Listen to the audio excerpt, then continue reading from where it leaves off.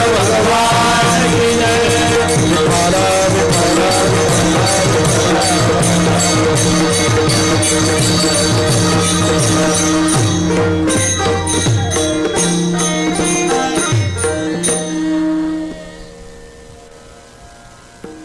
नवल देखिली कृष्ण रूप बिंब सावळी स्वयंभू मूर्ती हरीची. गुमन कमी करत आहे. मन निवाले समाधान झाले. गेन जास्त झालंय. Hello hello.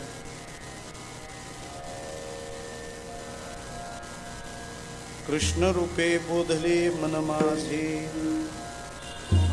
हे मॉनिटर आहेत ते सिटी यायला नाही पाहिजे. कृष्ण रूपे बोधले मन माझे. बापर खुमा देवीवरून सावळा सर्व घटी. चित्त चैतन्या मिठी घातली खेवो. मन निवाले समाधान झाले. कृष्ण रूपे बोधले मन माझे. पांडुरंगा करू प्रथमाना दुसरे चरणा संताची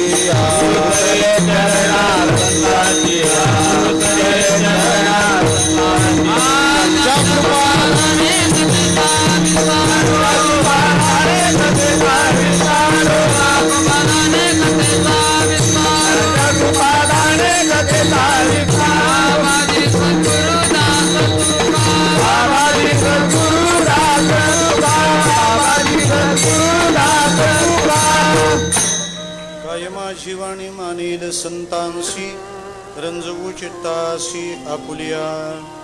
ओम नमो ज्ञानेश्वरा करुणाकरा दयाळा. तुमचा अनुग्रह लादलो पावन झालो चराचरी. सेवे लागी सेवक झालो. सेवे लागी सेवक झालो. सेवे लागी सेवक झालो. सेवे लागी सेवक झालो. तुमचा लागलो निज चरणा. तुमचा लागलो निज चरणा. तुमचा लागलो निज चरणा. तुमचा लागलो निज चरणा. तुमचा लागलो निज चरणा. तुमचा सेवे लागी सेवक झालो. सेवे लागी सेवक झालो. सेवे लागी सेवक झालो. सेवे लागी सेवक झालो. तुमचा लागलो निज चरणा. तुमचा लागलो निज चरणा. अहो स्वामी तुमया देवा यावरी न करावा अवहेर. तुमचा लागलो निज चरणा. तुमचा लागलो निज चरणा. अहो स्वामी तुमया देवा यावरी न करावा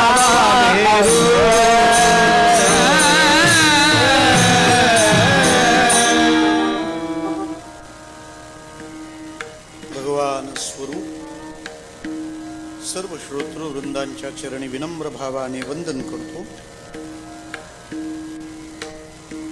गुरुभाऊ रामदास मामा इकडे या ना. इथे पुढे. कीर्तन सेवेकरिता तानपुरा कमी करा थोडासा. मी तेव्हा तरी तानपुरा कमी होईल.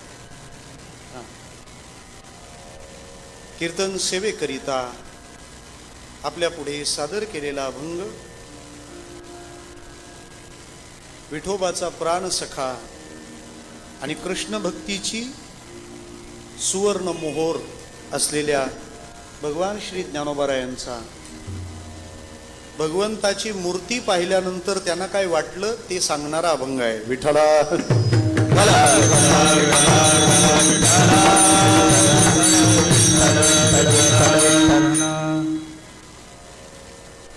पंखा बंद कर. फॅन भरपूर आहेत त्याच्यामुळे हा फॅन बंद कर. बस.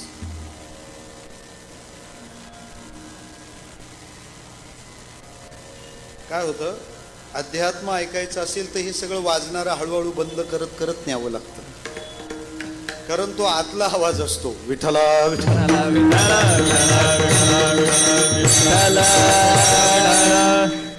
त्याच्यामुळे अध्यात्माशी संबंध नसेल तिथे डीजेच वाजवावे लागतात, फार फुटले पाहिजेत. याचा अर्थ असा आहे, ज्याला जीवनात शांती हवी आहे त्यांनी शांतता पाळायला शिकलं पाहिजे. आज शांत राहायला कुणीच तयार नाही, सगळ्यांना शांती हवी आहे. ही केवढी भ्रांती आहे हो. आज आपण एका परममंगल अशा कारणाने एकत्र आलो आहोत. मराठी सर्वांना कळतं ना? ह्या वाक्याला ज्यांनी माना हलवल्या नाहीत त्यांना फक्त हिंदीच कळतं असं मला कळलं. विठ्ठला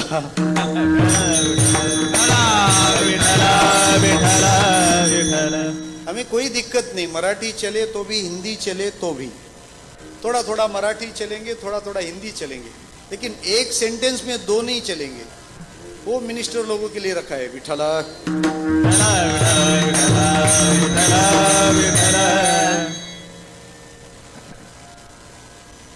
ज्या कारणाने आपण एकत्र आलो आहोत, मला त्या कारणाबद्दल बोलू द्या. आपल्या ह्या श्री ज्ञानराज माऊली शिक्षण मंडळाने उभारलेली ही ज्ञानाची वास्तू. काय मंडळ जर ज्ञानराज माऊलीचं असेल तर तिथे शाळा जास्त शोभते. मी तर म्हणतो ही बांधलेली इमारत हे ज्ञानेश्वर माऊलीचंच मंदिर आहे. वेगळं मंदिर आणखी काय असं मी बोलत नाही, त्याच्या मागे पुरावे आहेत, एव्हिडन्स आहेत. ऐकेगा ज्ञान चक्रवर्ती, तू तव ज्ञानाचीच मूर्ती, परी पुससी जे आरती ते कळली मज. ज्ञानेश्वर महाराज म्हणजे मूर्तिमंत ज्ञान. त्यामुळे मंडळ जर ज्ञानराज माऊलीच्या सेवेतलं असतं, आता फक्त तुम्ही शांत राहायचं, व्यवस्थापक शांत राहा. मी तुम्ही सगळ्यांची करता, मला तुमची व्यवस्था करावी लागेल. मग आपण थोडे आहोत, छान आहोत, मस्त आहोत, काही उचलठेवही करू नका. असेल ती गैरसोय आपण कीर्तन संपल्यावर पाहू. तुम्ही शांतपणे ऐका. तुम्ही उभी असलेलीही बसून जा, सगळी बसून घ्या, कारण हरिकथा ही विश्रांती आहे. तिथं तुम्ही उभं राहून कसं चालेल. विठ्ठला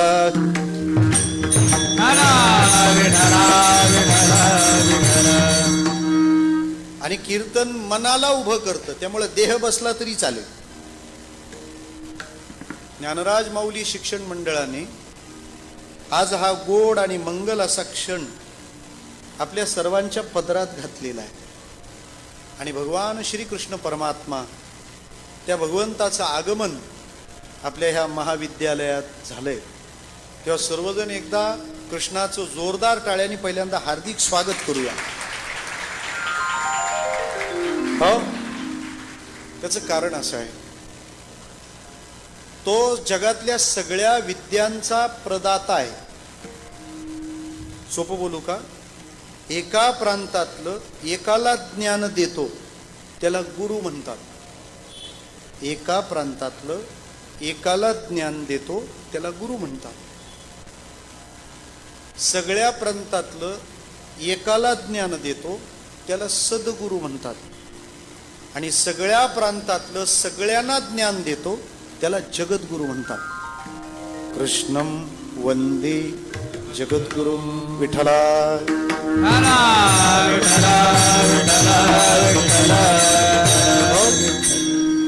ज्ञानाचा असा प्रांत नाहीये की त्या प्रांताला कृष्णाचा स्पर्श नाही. स्पर्श नाही म्हणण्यापेक्षा त्या ज्ञानाला स्पर्श करायचा असेल तर आम्हाला कृष्णाच्या चरणांना आधी स्पर्श करावा लागेल. त्याशिवाय त्या प्रांतात आपल्याला जाता येत नाही. आपण किती ज्ञानी असलो तरी PhD करायची असेल तर एखाद्या PhDचं बाबा मार्गदर्शक लिहावंच लागतं. विठ्ठला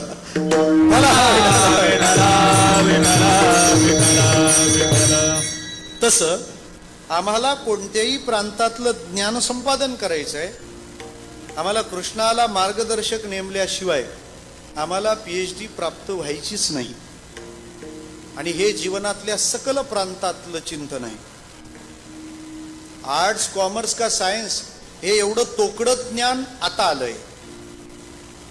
याच्या आधी ह्या ज्ञानाची व्याप्ती किती महत होती.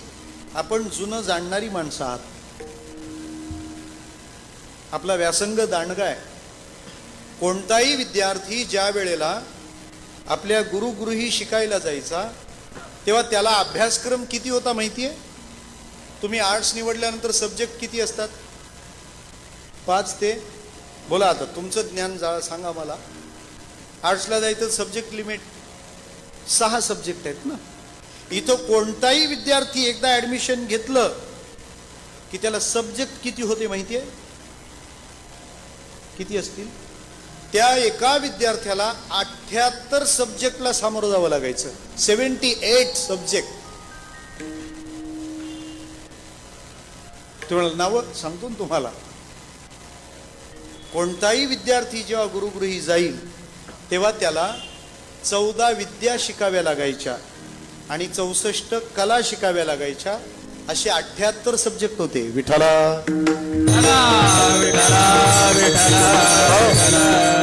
आणि ह्या 78 गोष्टी शिकलेला माणूस त्याला जगात कोणाचीच गरज लागत नव्हती. का? या 78 कला त्याच्या जीवनाला संपन्न करायच्या. मग तो किचन मध्ये जाताना YouTube रेसिपी लावायची त्याला गरजच नाही. उलट तो अपलोड करील एखादी रेसिपी, कारण त्याला पाककला येत होती. त्याला स्वावलंबनाचं ज्ञान होतं, कारण गुरुच्या घरी गेल्यानंतर स्वयंपाक स्वतः बनवावा लागायचा. लाकडं तोडून स्वतःला रानातून ती आणून ते जळण सरपण म्हणून गोळा करावं लागत होतं. माझे कपडे मलाच धुवावे लागत होते. अशा जीवनाला स्पर्श करणाऱ्या सगळ्या कलांनी, विद्यांनी तो विद्यार्थी परिपूर्ण व्हायचा. प्रत्येक विद्यार्थ्याला कोणाला गायन यायचं, कोणाला तबला यायचा. या सगळ्या गोष्टी ज्यामध्ये शिकवल्या जायच्या असं विद्यापीठ आणि त्या विद्यापीठाच्या कुलपतीचं आज आगमन झालेलं आहे. विठ्ठला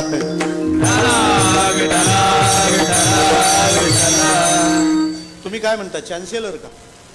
हा, वाईस चान्सेलर. हा तर मेन चान्सेलर असावा. त्याच्यामुळे कृष्ण कोण आहे?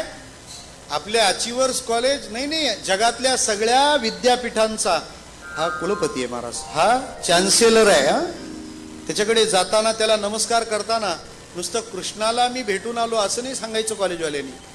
चान्सेलरला भेटून आलोय. विठ्ठला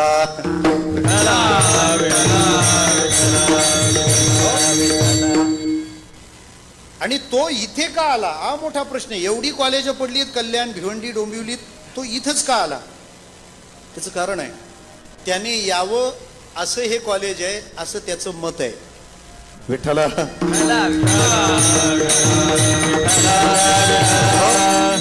आणि मी जे तुम्हाला सांगतो 14 विद्या 64 कला, हे जे खांब आहेत ना, या खांबांना आपण प्रदक्षिणा केल्या की कळतील की ज्या ठिकाणात आपण बसलेलो आहे तिथं ज्ञानदानाचं हे घेतलेलं अखंड व्रत ही मंडळी सांभाळतीये.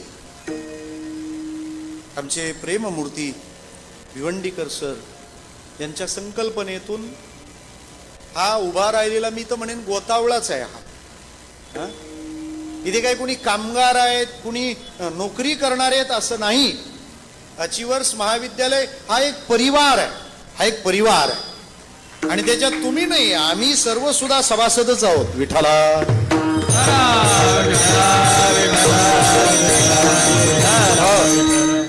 मी त्यांच्याच भाषेत पण थोडं स्पष्ट बोलतो. शाळा दोघांच्या असतात बरं का मामा. एक शेठची शाळा असते आणि एक शिक्षकाची शाळा असते. ही शेठची शाळा नाही आहे, ही शिक्षकाची शाळा आहे. विठ्ठला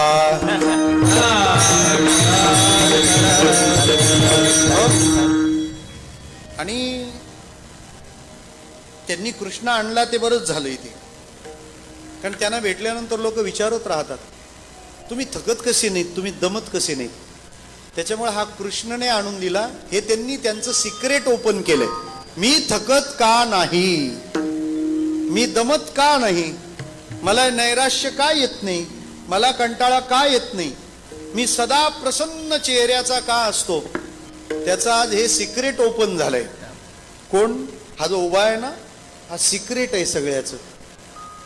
त्याच्यामुळे त्याला पाहून आता सरांनी खरं तर आहे ना, हे आपल्या मनाचं पार्लर उभं केलं इथे. किती दमलेला थकलेला माणूस असू द्या, त्याच्याकडं 2 मिनिटं पाहिलं की सगळा ताण निघून गेला पाहिजे, अशी ही व्यवस्था आहे. आणि आपण त्याचं दर्शन घेतलं याची खूण काय?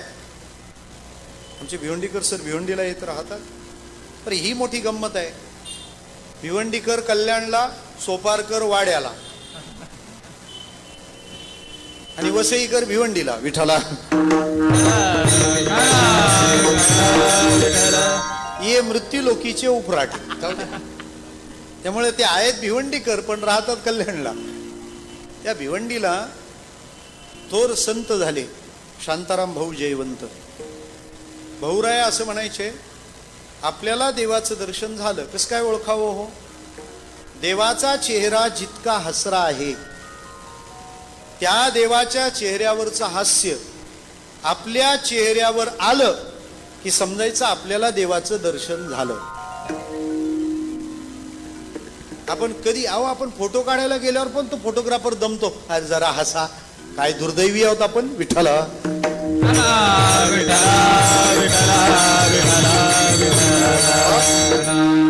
किंबहुना या जगताचा आनंद हे ते कृष्णाचं हास्यच आहे ना. तेव्हा भगवान श्रीकृष्ण परमात्म्याचं आगमन आपल्या ह्या विद्यालयामध्ये, महाविद्यालयामध्ये झालंय.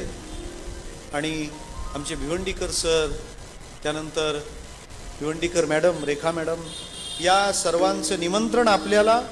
आणि त्यानिमित्ताने ही अल्पस्वल्प कृष्ण चर्चा आणि हे कीर्तन म्हणजे त्याचं स्वागत गीत गायला आपण उभे राहिलेले आहोत.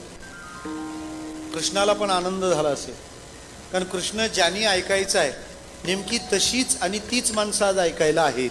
विठ्ठला आता जनरली आम्ही कीर्तनाला, कथाला जातो ना, त्यात ती कीर्तन आणि कृष्ण ऐकायला माणसं अशी असतात ना की यातला उद्या कोण येईल का नाही याबद्दल पण डाऊट आहे. हा पार गोवऱ्या स्मशानात पोहोचले, आता काय करायचं काय? त्यांनी ऐकू नये असं नाही, पण ते खरंच ज्यांनी ऐकायचं आहे ते तुम्ही आहात. कृष्ण ऐकण्याचा हा योग्य असा काळ आपल्या हाती सापडलेला आहे, हाती सापडलेला. त्यामुळे कृष्णाला आनंद होतोय, त्यालाही आनंद होत असेल की चांगली माणसं मला समजून घ्यायला आली आहेत. कारण श्रीकृष्णाबद्दल ओशोने असं मत नोंदवलं, कृष्णा ऐसे हीरे हे जो कभी परखे ही नहीं गए. कृष्ण असा हिरा आहे जो कधी पारखला गेलाच नाही. असं केव्हा घडतं? एखाद्या माणसाची कृती आम्हाला कळते पण त्याच्या अंतःकरणातल्या हेतूपर्यंत आपल्याला पोहोचता येत नाही आणि आपण फक्त त्याच्या कर्मावरून अंदाज बांधतो, तेव्हा गडबड होते. विठ्ठला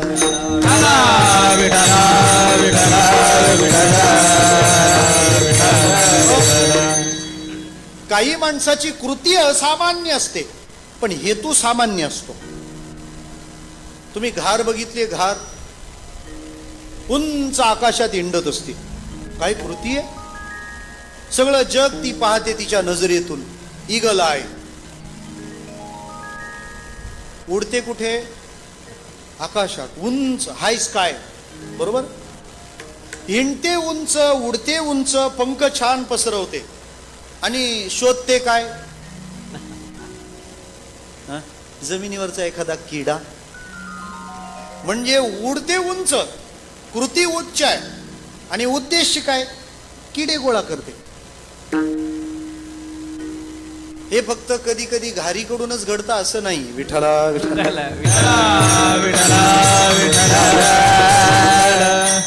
आपणही कधी कधी अशा मोठमोठ्या भराऱ्या घेतो आणि हेतू फार क्षुद्र असतात. ते सफलही नाही झाले तर जळफळाट होतो. पाहुण्याला आपण एकदम भरपूर मिठाई आणून ठेवतो, त्याच्यात विशेष करून जेव्हा मुलाकडचे बघायला येतात तेव्हा तर फार आनंद असतो. आ हा हा, ते मुलीकडचे एवढे तयार. आता सध्या तेच दिवस आहे त्यामुळे एक्झाम्पल तसेच येणार. सनमाईक सारखा एक डिझाईन ती डिझाईन चालू. विठाला दोन दोन टिपॉय ठेवतात, दोन दोन टिपॉय. आणि केवढे ड्रायफ्रूट ठेवतात माहितीये? काश्मीर पासून कन्याकुमारी पर्यंत जेवढे भेटतात ना तेवढे ड्रायफ्रूट ठेवलेले असतात. हे फक्त त्याच दिवशी ठेवले जातात. विठाला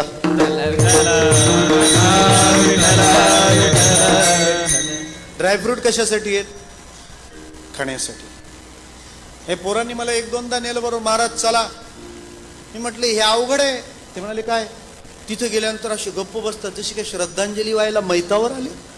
एरवी मोकळेपणाने बोलणारी माणसं तिथं ठोंब्यासारखी बसतात. बरं एवढे पदार्थ, आता मी खाण्यातला रसिक आहे, खवय्यगिरी मला आवडते. एवढे ड्रायफ्रूट ठेवल्यानंतर मोह कसं काय आवरायचा? बरं तिथे खाता येत नाही. एवढं खातं भरलेलं असलं तरी काहीच नाही खातं हो. बरं जर खाल्ले आपण 4-5 उचलून मस्त टेस्टी आहेत, ते हो म्हणतील. म्हणजे कृती मोठी आहे बॉ, एवढे पसारे ठेवलेत. पण हेतू मात्र अंतःकरणात अत्यंत सामान्य असतात, अत्यंत क्षुद्र असतात. अजून सोपं सांगतो. एखाद्या ओळखीच्या दुकानवाल्याकडे हॉटेलला जर गेले ना, तो नको म्हणत असला तरी पण पैसे देतील. घ्या, अरे घ्या, असू दे, घरी आल्यावर फुकट खायला घाल, इथं तू घ्याच, देतो 100 रुपये देतो. बरोबर आहे? तोही याच्या आग्रहामुळे तोही हो म्हणतो. हा तिथून मरेपर्यंत गप्प नाही बसत. काय कामाची आहे दोस्ती? खुशाल पैसे घेतले माझ्याकडून. विठ्ठल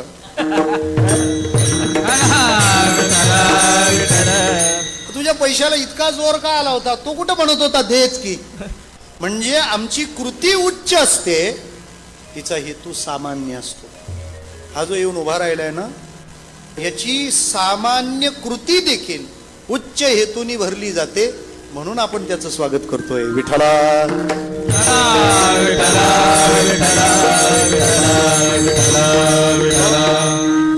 एखाद्याच्या घरी जावं आणि त्याच्या घरचा खाऊ चोरावा, सामान्य कृती आहे ना?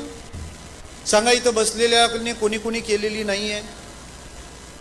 खाऊ चोरून कोणी खाल्लेला नाही? बोला. दुपारच्या वेळेला सगळे झोपल्यानंतर लुडबुड सुरू. बोला बोला. जो असं म्हणेल ना की मी अजिबात चोरून काही खाल्लेलं नाही, याचा अर्थ तो खरं बोलत असावा. विठ्ठला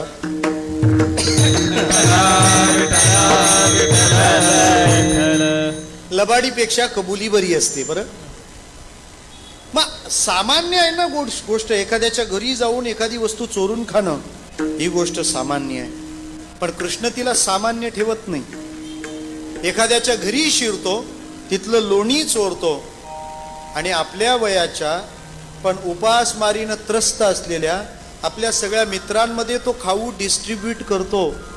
चोरी सामान्य, तिचा उद्देश महान. कृष्ण आम्हाला हे सांगतो, मोठी कृती केली पाहिजे असं काही नाही आहे. तुम्ही एखादी सामान्य कृती सुद्धा उच्च हेतूने करा, म्हणजे जगद्गुरूची पाऊल वाट आपल्याला सापडली असा त्याचा अर्थ होईल. विठ्ठला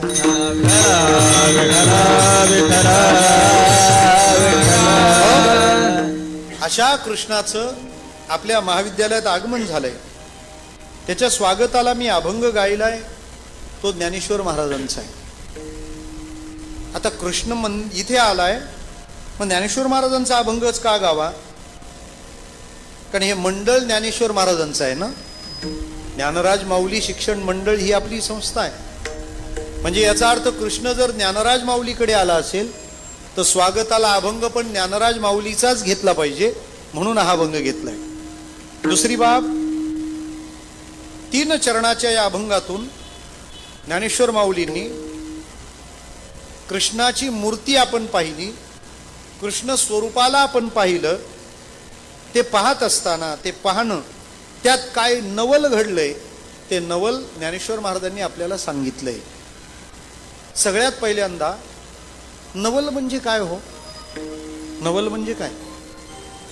काय सांगता येईल तुम्हाला? नवल एका वाक्यात सांगू, जे शब्दाने सरळ असतं आणि अर्थाने वळणदार असतं त्याला नवल म्हणतात. नवल शब्द बघा कसा आहे. काना मात्रा वेलांटी उकार काही आहे? नवल काहीच नाहीये. शब्दाने सरळ आहे, पण नवल अर्थाने फिरून असतं ते सरळ नाहीच आहे. हे नवलाचं नवल आहे. नवल कशाला म्हणायचं त्याच्या मी 2 जागा सांगतो तुम्हाला. एक, जे रोज घडतं ते एखादा दिवस घडत नाही त्याला म्हणतात नवल. आणि दुसरं, जे कधीच घडू शकणार नव्हतं ते एखाद्या दिवशी घडलं तर त्याला म्हणतात नवल. विठ्ठला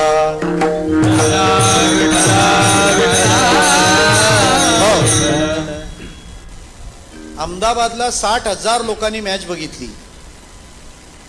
हरिद्वारला कुंभमेळा सुरू झाला. प्रयागराजला माघ मेळा सुरू झाला. बंगालला निवडणूक सुरू झाली आणि महाराष्ट्रात कोरोना आहे. हे नवल. विठ्ठला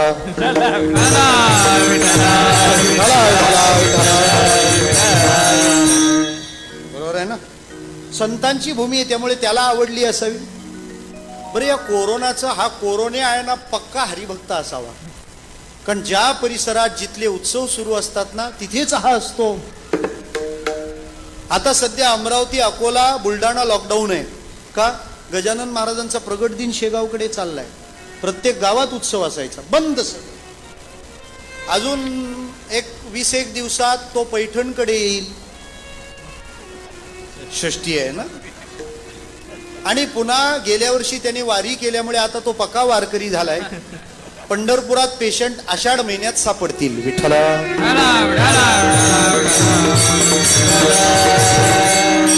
असू द्या, अनेकांच्या पोटा पाण्याचा प्रश्न आहे. विठ्ठला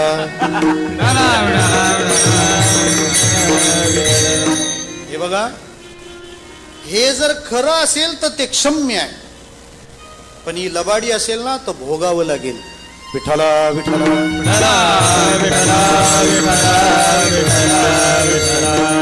बरं, हा कोरोना फार सज्जन.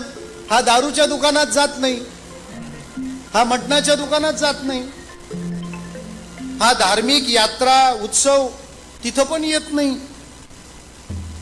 हो, तिथंही काय धार्मिक यात्रा उत्सव असेल तर तिथं पहिली हजेरी असते त्याची. मोठ्या पुढाऱ्याच्या पोराचं लग्न असलं तर तिथे येत नाही. धार्मिक यात्रेत पण कोरोना तरच येत नाही जर एखादा नेता येणार असेल. विठ्ठला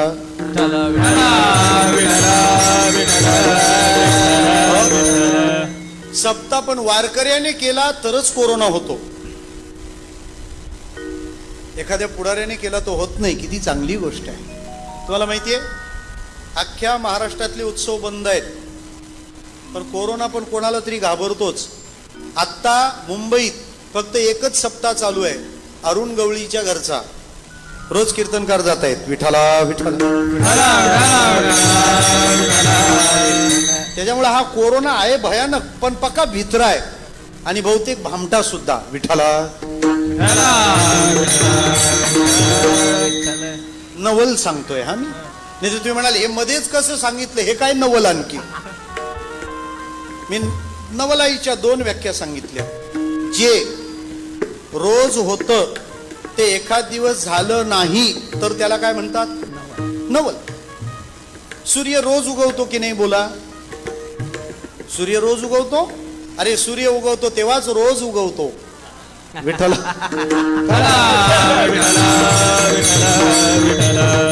आणि तेव्हाच बऱ्याच जणांचा रोज उगवतो. सूर्य रोज उगवतो, मग एखाद दिवस तो नाही उगवला तर नवल. Breaking news. अजून उलट सांगू का? रोज कुठून उगवतो? सूर्य पूर्वेकडून उगवत नाही, सूर्य जिकडून उगवतो तिला पूर्व म्हणतात. त्यामुळे बरीच माणसं म्हणतात मी सांगेन तीच. विठ्ठला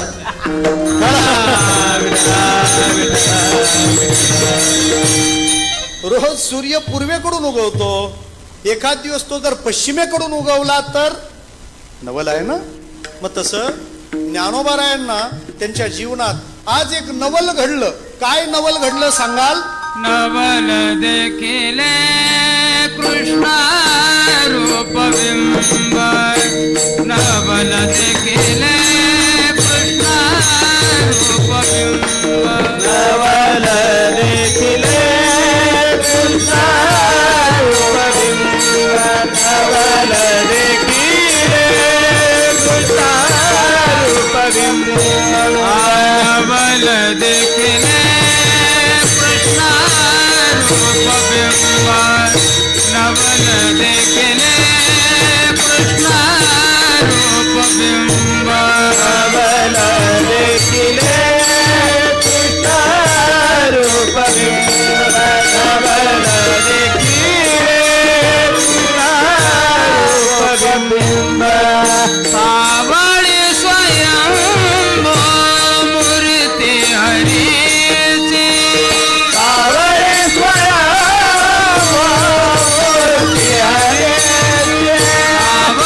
स्वयंभू मूर्ती हरीची,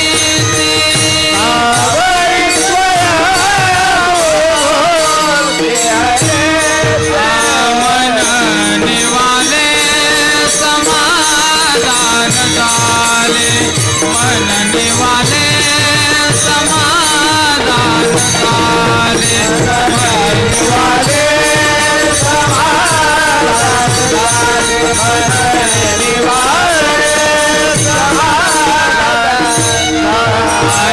नवल देखिले कृष्ण रूप बिंब, सावळे स्वयंभ मूर्ती हरिते, सावळे स्वयंभू मूर्ती हरिते, नवल देखिले कृष्ण बिंब, सावळे स्वयंभू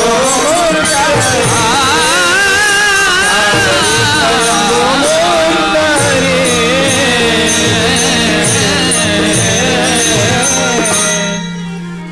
नवल देखिले कृष्ण रूप बिंब, सावळी स्वयंभू मूर्ती हरीची. ज्ञानोबाराय म्हणतात मी नवल पाहिलं. काय नवल घडलं हो? काय नवल घडलं? ते म्हणाले मी कृष्णाला पाहिलं ना, हे नवल. जे नेहमी घडतं ते घडलं नाही तर नवल, ही एक बाजू होती. तशी दुसरी बाजू काय होती? जे कधी घडत नाही ते घडलं तर नवल ना. आणि कृष्ण भेटणं, कृष्ण दिसणं हे नवलच आहे. कारण त्याला बघण्यासाठी इतके प्रयत्न करणारे इतके लोक आहेत. आपण तर एक माळ जप नाही, नुसते पाया पडलं तरी म्हणतो देवा केलं हा तुझं काहीतरी मी विठ्ठला.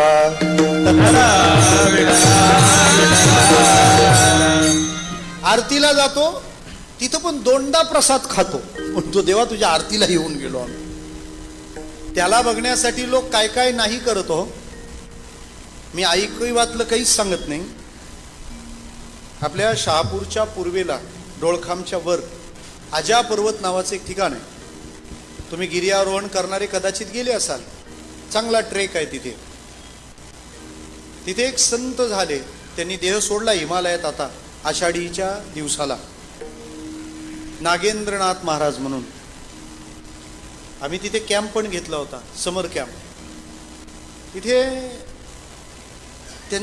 त्यांचा आश्रम आहे, वाल्मिकींची समाधी आहे तिथे, त्यांचं वास्तव्य तिथे. पण तिथून साधना करण्याची त्यांची गुहा तिथून 1 किलोमीटर आणखी आत आहे. बरं तो आश्रम ते गुहा, त्याच्यामध्ये एक वाघ पण राहतो. अनेकांना अनेकदा दिसला, आवाज आला, असं सगळं घडलं. ते महाराज त्यांच्या आश्रमातून त्या गुफेमध्ये जायचे, दिवसभर साधना करून परत यायचे. त्यांची सेवा करणारा माणूस होता. तो म्हणाला कधी कधी बाबा 7-7, 8-8 दिवस येतच नाहीत म्हणे गुफेतून. मी त्या बाबांना एकदा भेटून विचारलंच, म्हटलं महाराज कलियुगातला प्राण हा अन्नमय आहे, खायला नसलं तर चालत नाही. रोज गॅस 3 वेळा पेटतो, पण एकादशीला तो विझतच नाही. विठ्ठला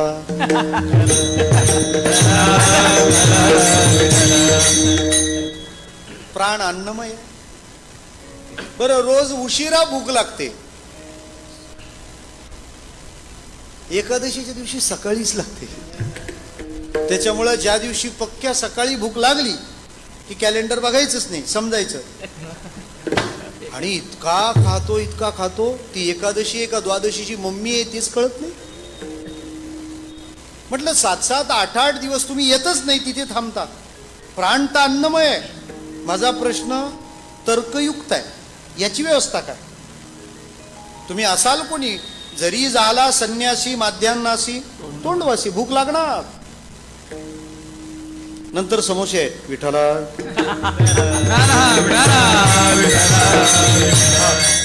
माझं अभंगासकट सगळं नियोजन आधी असतं. मग म्हटलं मग तुम्ही 7-8 दिवस काय करता? त्यांनी जे उत्तर दिलं ना महाराज, कुणाचं अंतःकरण असं हिलावून जाईल. ते म्हणाले, माझ्या त्या गुहेत वरच्या झऱ्याचं एक थेंब पाणी पडतं म्हणे त्या गुहेत, आणि ते पाणी ज्या जागी पडत राहतं तिथे ओलावा निर्माण राहतो, ओलावा झालेलाच राहतो. आणि त्या ओलाव्यावर काही गवत उगवतं.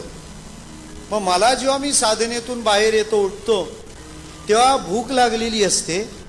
मग त्या भुकेपोटी मी जर पुन्हा आश्रमावर जाईन, जेवण बनवेन, ते खाईन, भांडी घासेन, पुन्हा येईन, याच्यात मध्ये माझा बराच काळ वाया जातो, ज्या काळात मला साधना करता येत नाही.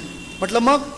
ते म्हणे, ते उगवलेलं गवत मी पटापट उपटून खाऊन घेतो, थोडं बरं वाटलं तेच पाणी ओंजळीत पितो आणि पुन्हा साधनेला लागतो.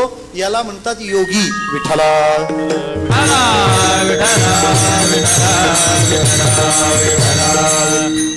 लोकांना जर म्हटलं ना 1 माळ जप करत चला, त्यांचा टाइमच नाही.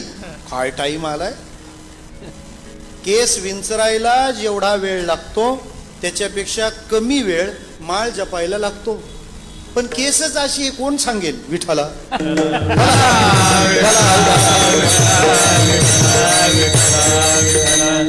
विचार करा, 1 माळ जप तेही होत नाही. काही जण ते एकदम 4-5 मणी ओढत राहतात, रामकृष्ण हरी, रामकृष्ण. अरे आम्ही आसनगावला असताना आमच्या बाजूचा एक शेजारी जप करताना बघितला, 2 हातात 2 माळा घेतल्या होत्या आणि सुरुवात त्याचं रामकृष्ण हरी राम. मी त्याला म्हटलं, अरे हे काय 2 हातात? तर गुरुनी सांगितले 2 माळा जप कर. म्हटलं मग दुसऱ्या माळेचा जप तुझा आजोबा करील का? विठ्ठला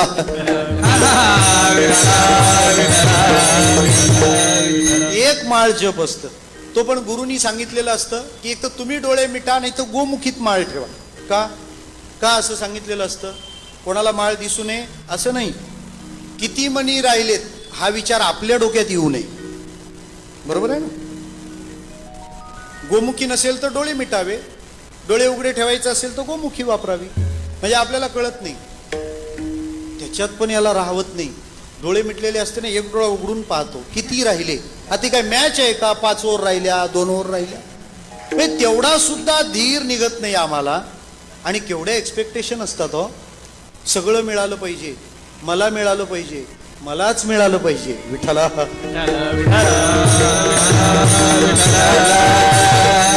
मी काय म्हणालो, भजनाचा वेळ अन्य भोजनात जाऊ नये म्हणून गवत खाऊन साधना करणारे नागेंद्रनाथ महाराज, त्यांना म्हणतात योगी.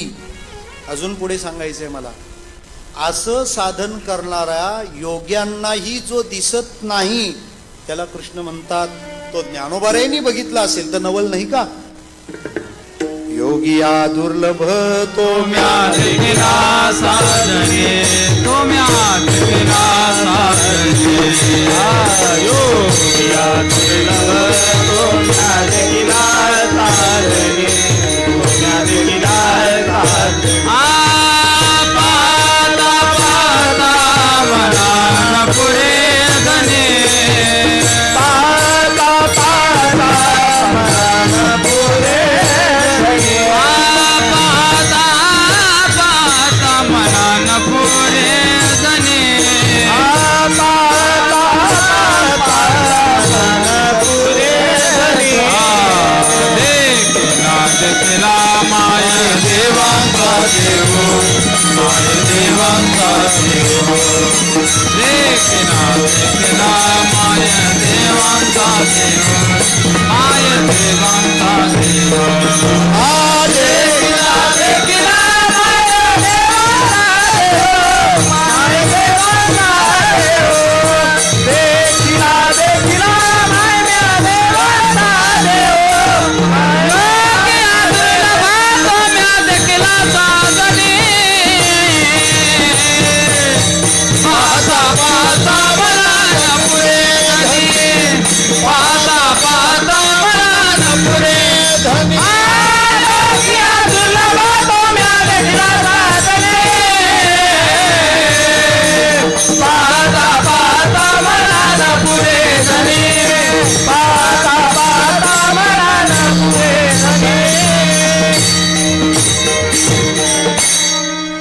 भेटावा असं वाटत असेल तर सगळ्या गोष्टीला गौण लेखावं लागतं.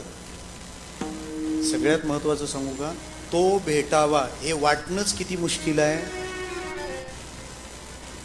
मंदिरं का बंद ठेवली आहेत? ते अत्यावश्यक मध्ये नाही आहेत. विठ्ठला हा, मंदिरं अत्यावश्यक नाहीत म्हणून तर बंद ठेवावी लागली ना. कारण शासनाने काय सांगितलंय, एसेन्शियल सर्व्हिसेस, बरोबर ना.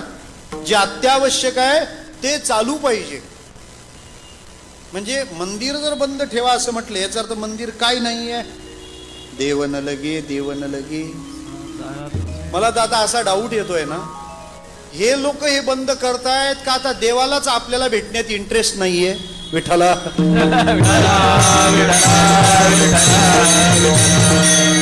ते म्हणाले नकोच. यांनी मी जेव्हा जेव्हा गेलो ना तेव्हा तेव्हा सगळी गडबड केली. मला गणपतीत आणलं तर माझ्या पुढे जुगार खेळू लागले. विठ्ठला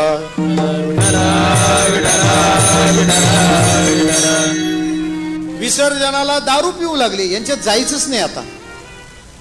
असं तर नाही ना केलं देवाने. त्याच्यामुळे देव भेटावा हे वाटलं पाहिजे. आम्ही देवाला साधन मानतो, आधी आम्हाला देव साध्य ठरवता आला पाहिजे. देव साधन आहे आजही आमचा. आम्ही नमस्कार का करतो विचारा, क्वेश्चन टू सेल्फ. का पाहिजे देवाला नमस्कार का केला? मुलीचं लग्न जमत नाही,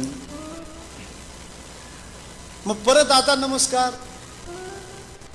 नातवाची तब्येत सुधरत नाही. याचा अर्थ कृष्ण आम्ही साधन मानलं. आणि योगी त्याला म्हणतात कृष्ण ज्याचं साध्य आहे. त्याला त्याच्याकडून काही मिळवायचं नाही आहे, त्याला तोच मिळवायचा आहे. तो मज व्हावा, तो मज व्हावा, वेळो वेळा व्हावा पांडुरंग. काय फरक आहे सांगू? दुर्योधन आणि अर्जुन दोघे गेले होते ना मदत मागायला. कोणाकडे? कृष्णाकडे. एक जण पायाकडे बसला, दुसरा डोक्याकडे बसला. त्याला नव्हतं ना म्हणून तिकडेच बसला. विठ्ठला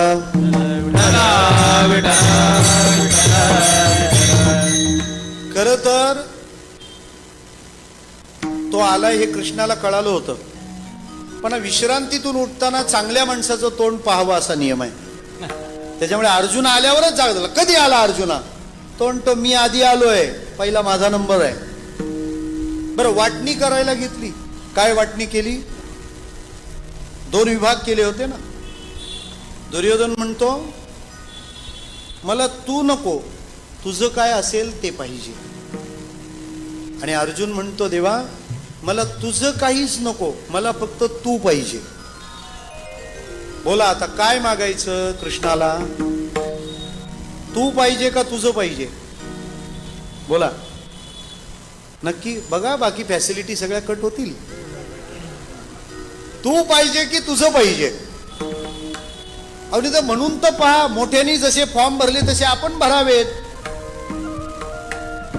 काय लिहिलेलं असतं काय असतं आपल्याला काही कळत नाही. सगळे आधी लिहून करा असं या. त्याचं मानू नका, मागू नका, त्यालाच मागा. वरपांगी आम्हाला असं वाटतं की तोच येईल, त्याचं काहीच येणार नाही. अरे तो येईल तिकडेच सगळं येतं. गीतेचा शेवटचा अध्याय, शेवटचा श्लोक.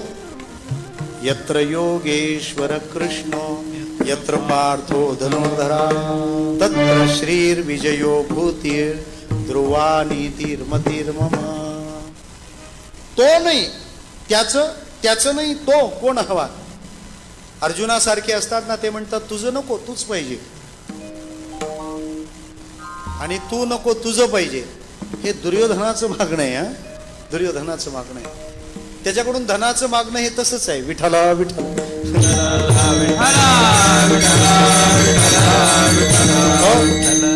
मग अशा योग्यांना जो भेटत नाही, दिसत नाही, ज्ञानेश्वर महाराज म्हणतात मी त्याला पाहिलंय नवल देखिले. पहिली गोष्ट आहे, त्याला मी पाहिलं हे नवल, आणि तो जे दिसला ना ते सुद्धा नवलच आहे. ज्या कृष्णाला पाहिलं तो कृष्णही नवल आहे. नवलाई म्हणजे अद्भुतता, अलौकिकता, आमच्या मनाच्या कल्पनेच्या पलीकडे त्याचं अस्तित्व. काय काय नवल त्याच्या जीवनात आहे सांगू मी आपल्याला. एक माणूस एक काम व्यवस्थितपणे करू शकतो, दुसऱ्या कामात त्याला गौणत्व ठेवावं लागतं. मृदंग वादन आहे, ज्याला डाव्या शाईची सवय आहे ना त्याला उलटा करून मृदंग द्या, गडबड होणार. डावी तो डावीच, तो उजवी शाई वाजवू शकत नाही. तुम्ही सचिन तेंडुलकरला जर लेफ्टी बॅटिंग करायला सांगाल तर ते सेफ्टी होईल का? तो त्या कामात तिथे तसाच बरोबर आहे. तुम्ही धोनीला बॉलिंग देऊन नाही चालणार, धोनी कसं काय करेल तो? विठ्ठला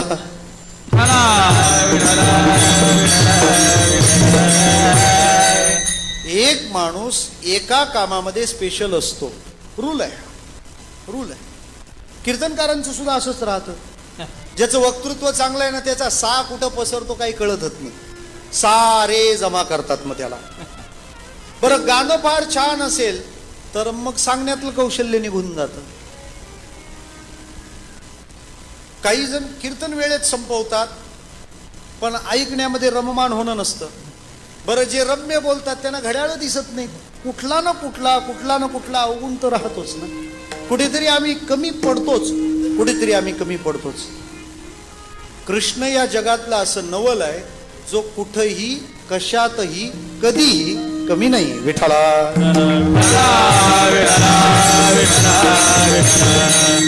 तुम्ही फक्त मला अँगल सांगा, ह्या अँगल मध्ये कृष्ण आहे का? तिथला गुरु तो आहे, तिथला गुरु तो आहे. लक्षात घ्या. साध्या गोष्टी सांगेन मी आपल्याला. जो माणूस कलावंत असतो, जो माणूस प्रतिभावान असतो, तुमच्या भाषेत त्याला क्रिएटिव्ह म्हणतात, तो माणूस ऑर्गनायझेशनच्या बाबतीत कमजोर असतो.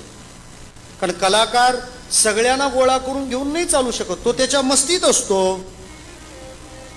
ते हरिदासजी नाही चाले अकबराच्या दरबारात गायला, ते म्हणाले मी माझ्या मस्तीत गाणार, मला काही घेणं नाही.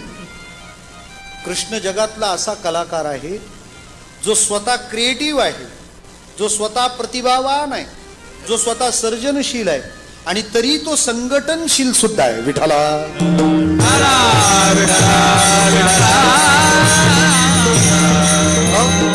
बघा तुम्ही, प्रतिभावान माणसं अशी समूहाने एकत्र दिसतात का? भरपूर कीर्तनकार असे एकत्र दिसतात का? विठ्ठला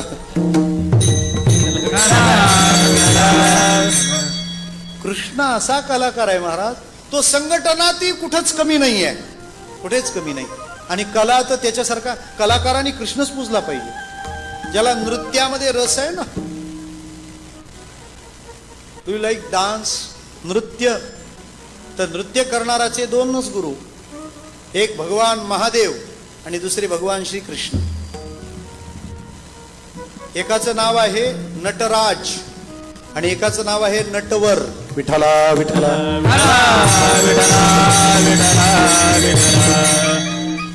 तो बाबा तिकडे कैलासात नाचतो, हा बाबा कुठेही नाचतो. एकदा कशावर नाचला माहितीये ना? त्या गाण्यावर नाचणं वेगळं.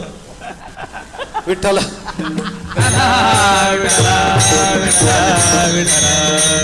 हा, लोक म्हणतात नागिन डान्स, खरंच आणली पाहिजे, नाच हिच्यावर आता. म्हणून मी तर म्हणे नाग डान्स फक्त जगात एकालाच जमला, तो फक्त कृष्ण. का? अहो नाग त्याच्या वर डोक्यावर जाऊन नाचला. आपल्याला नाग दिसला तर जागच्या जागी नाचू. त्याच्यासारखा नृत्य करणारा कोण आहे महाराज? तो उत्तम कलाकार, तो उत्तम कलाकार. प्रत्येक गोष्टीतलं कौशल्य त्याच्याकडे. हे नवल नाही का? हे नवल नाही का? आपल्याला एक धड घेतलेलं ती नीट जमे ना. त्याच्यामुळे ज्याला आपल्या जीवनाला सर्वस्पर्शी बनवायचा आहे, व्यापक बनवायचा आहे, तो कृष्ण शरणागत असला पाहिजे. विठ्ठला बरे एवढं त्याला कसं जमतं हे कळत नाहीये. नवल केवडे केवडे नवल केवडे नवल केवडे केवडे नवल केवडे नकळे कानोवा ते गुडे नकळे कानोवा नकळे कानोवा ते गुडे नकळे कानोवा नकळे कानोवा ते गुडे नकळे नवल केवडे केवडे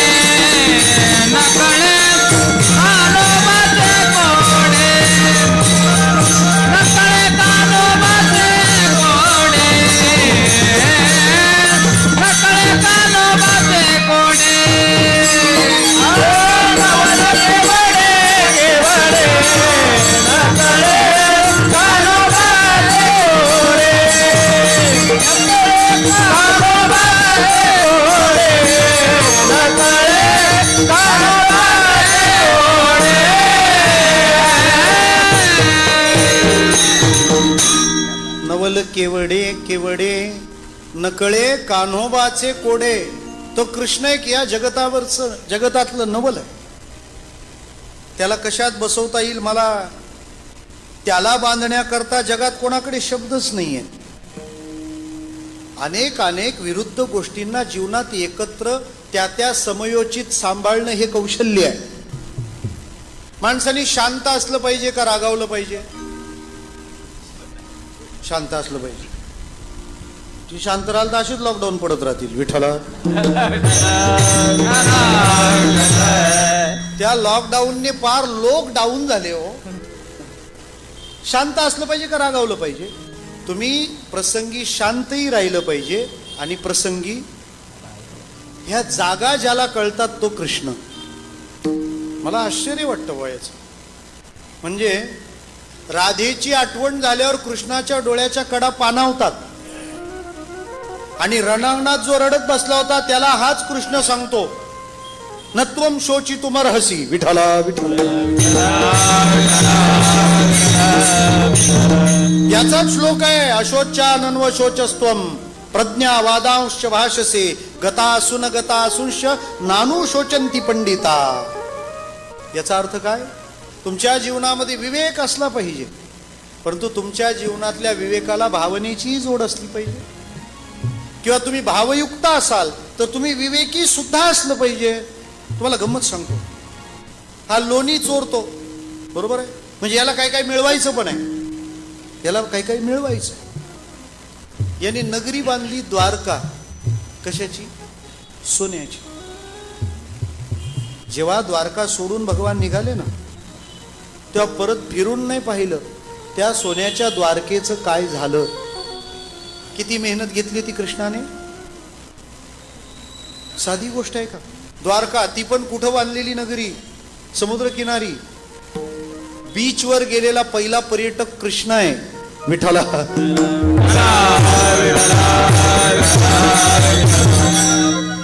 तेव्हापासून लोक बीचवर जाऊ लागली. पण ते द्वारकेला तो गेला, हे गोव्याला जातात. विठाला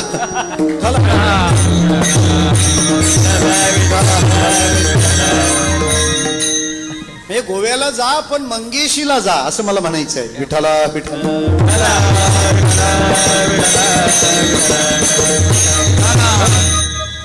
मग एवढी सोन्याची द्वारका उभी केली महाराज.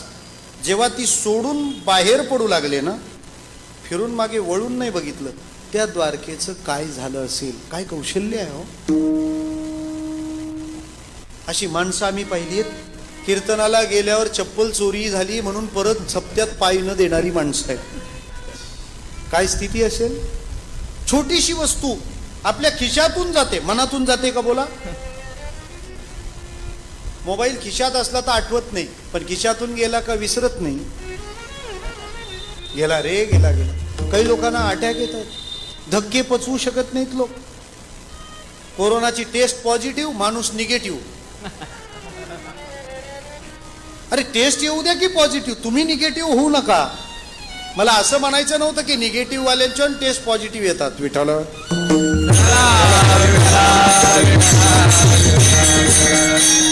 ज्याची त्याची पॉलिसी आहे. विठाला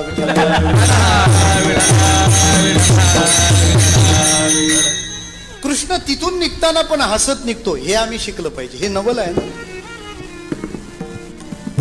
सोन्याची नगरी सोडून दिली समुद्राला. बुडव आता. याचा अर्थ तुम्ही कर्म जे करता त्याच्या बंधनात अडकू नका. पद्मपत्र मिवांभसा. काय गीतेची उपमा आहे. नुसता शिरा खाणाराला कशी कळेल अशी उपमा आहे ती. पद्म म्हणजे कमळ, पत्र म्हणजे पान, आंब म्हणजे पाणी, इव म्हणजे सारखं, इवसा. कमळाचं पान पाण्यात राहतं पण त्या पाण्याने ते ओलं होत नाही. तसं कर्म आपण करू द्या, ते आपल्यामुळे होऊ द्या, पण आपण त्या कर्मात आसक्त नाही पाहिजे. हे करताना हे देवाचं आहे म्हणून करावं, मग दुःख येत नाही. विठाला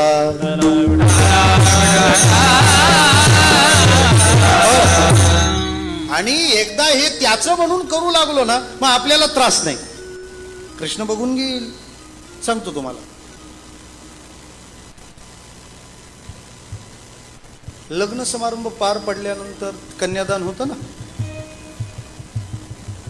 एकदा तिने त्याचं नाव घेतलं, त्याच्या नावाचं मंगळसूत्र तिने धारण केलं, कुंकू लावलं, नाव घेतलं, सगळं ठीक झालं, पार पडलं. लग्नाच्या आधीची सगळी व्यवस्था त्या मुलीची कोण बघत होतं? तिचे वडील, बरोबर. एकदा लग्न झालं, आता फेअर अँड लवलीचं बिल कोण भरणार? नवरा. का? आता ती त्याची झाली, त्यामुळं तिला काय हवं नको हे बघणं कोणाची जबाबदारी आहे? आणि तो पण काळजी घेतो. तो रप्पू टप्पूची शर्ट घालतो, पण तिची साडी नवीच राहील याची काळजी घेतो. का? ती त्याची आहे ना. तू काय म्हणे, नग्न भाज तरी ते लाज स्वामीसी. हेच उदाहरण भक्ताच्या बाबतीत मी धोरण ठेवतो असं कृष्णाने सांगितलंय. एरवी तरी माझी या भक्ता आणि संसाराची चिंता, काय समर्थाची कांता कोरांना मागे. त्याच्यामुळे मी त्याचा आहे असं म्हटलं की सगळी जबाबदारी त्याची राहते, आपण बंधनात अडकत नाही. हे कृष्णाने आम्हाला शिकवलंय. सगळं करतो, कशातच गुंतत नाही. हे नवल. विठाला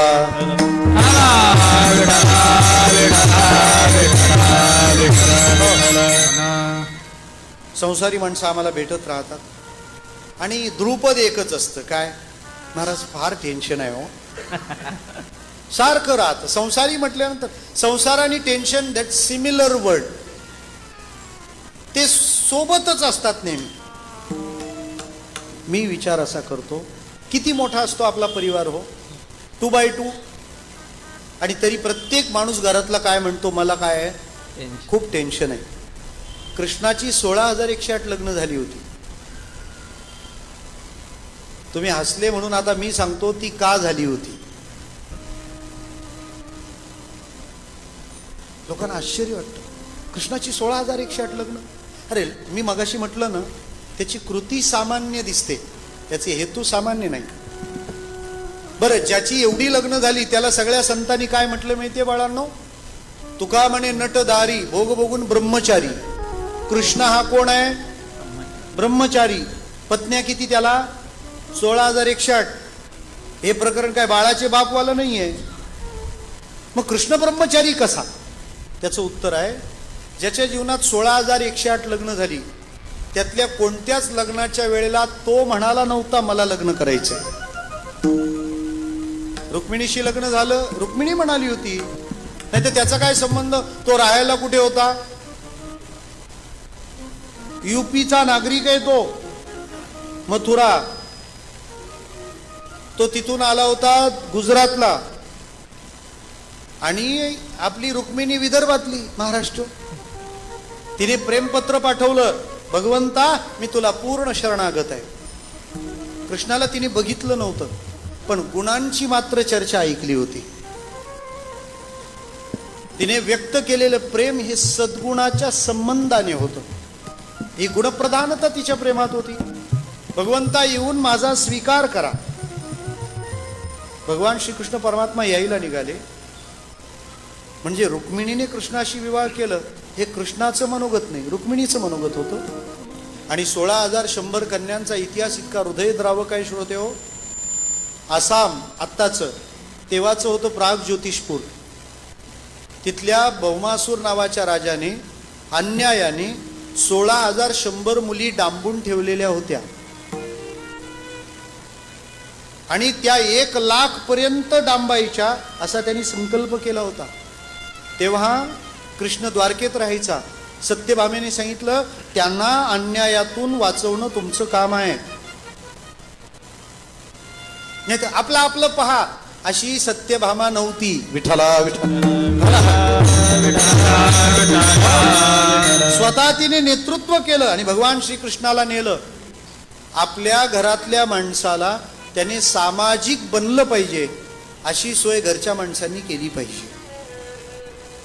प्रत्येक जण जर घरचाच विचार करील तर देवाचा विचार कोणी करायचा, देशाचा विचार कोणी करायचा, धर्माचा विचार कोणी करायचा, समाजाचा विचार कोणी करायचा, त्यांच्यासाठी कोणी जगायचं. आपण इथं आलो ही प्रेरणा घेतली पाहिजे. आमच्या रेखाताईंनी सांगायला पाहिजे होतं, मस्त भरपूर पगार आहे सर, कशाला वाढवता, डोक्याला ताप आपल्या करून घेता, किती खटपट किती मेहनत करायची, जाऊ दे आपला आपला मस्त आनंदात जगू. त्यांना आनंदात जगता आलं असतं, पण हे उभं राहिलं नसतं. विठ्ठला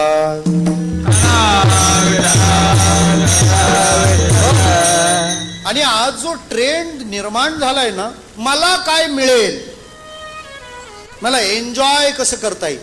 लक्षात ठेवा, दोन शब्द आहेत. एक आहे एन्जॉय आणि दुसरा आहे जॉय. एन्जॉयच्या मागं लागाल तर एंड जॉय, जीवनातला आनंद संपेल. विठाला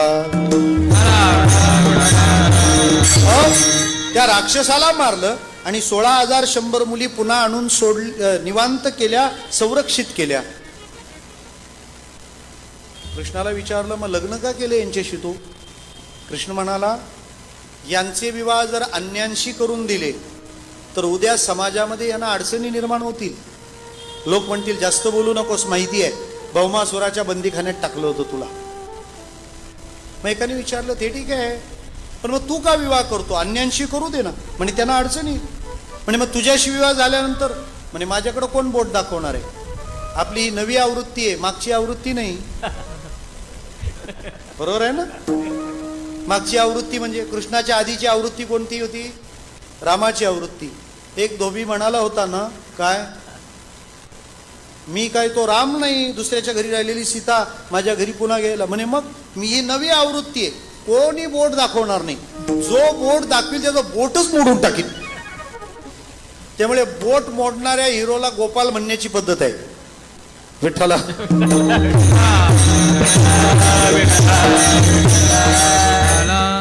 मला काय म्हणायचं आहे, एवढी माणसं ज्याच्या घरात आहेत, 16,108 त्याच्या स्त्रिया होत्या, 10 पुत्र 1 कन्या. रेशन कार्ड किती मोठं होईल? पण एकही दिवस त्याचा बीपी हाय झाला नाही की लो झाला नाही. काही लोकांचा तर आयोडेक्स सोडल्याशिवाय दिवस जात नाही, त्यांचा फ्लेवरच तो असतो. विठाला जेव्हा बघा कृष्णाचा असा फोटो तुम्ही पाहिला कधी, डोकं धरून बसलेला, ते आपले प्रोफाईल पिक्चर आहे. तो तर असा सतत बासरीच वाजवत राहतो. म्हणजे सगळ्या प्रकारची परिस्थिती. बरं, लोक म्हणतात ना आमच्या जीवनात फार टेन्शन आहे, फार चिंता आहे. कृष्णा इतकं कोणाच्या जीवनात आहे सांगा ना? त्याचा चेहरा नेहमी हसरा आहे आणि प्रॉब्लेम्स किती आहेत. आपण त्याला भाग्यवान म्हणतो, पण जन्माला आल्याबरोबर त्याला माता पित्यानं सोडून द्यावं लागलं, दुसऱ्याच्या घरी जाऊन वाढला, बिना चपलांच्या रानात गायी चारायचा. आणि आक्रमण किती विरोधात जावं एखाद्या माणसाच्या, जगातल्या लोकांनी त्याच्या विरोधात राक्षस गेलेत. पण राक्षस म्हणजे एका पद्धतीने आक्रमण नाही. कधी एखादा साप गिळायला येतो, कधी एखादा बगळा गिळायला येतो, कधी एकदा कावळा गिळायला येतो, कधी एखादं वादळच येतं. आपण जर असतो ना, अख्ख्या अंगाला गंडे दोरे बांधले असते, एवढ्या प्रॉब्लेम नाही. विठाला तुम्हाला आश्चर्य वाटेल, एवढे प्रॉब्लेम ज्याच्या लाईफ मध्ये आहेत, तो कृष्ण एकाही भक्ताकडे गेला नाही. कारण कृष्ण भगताकडे जात नाही, तो भक्ताकडे जातो. विठाला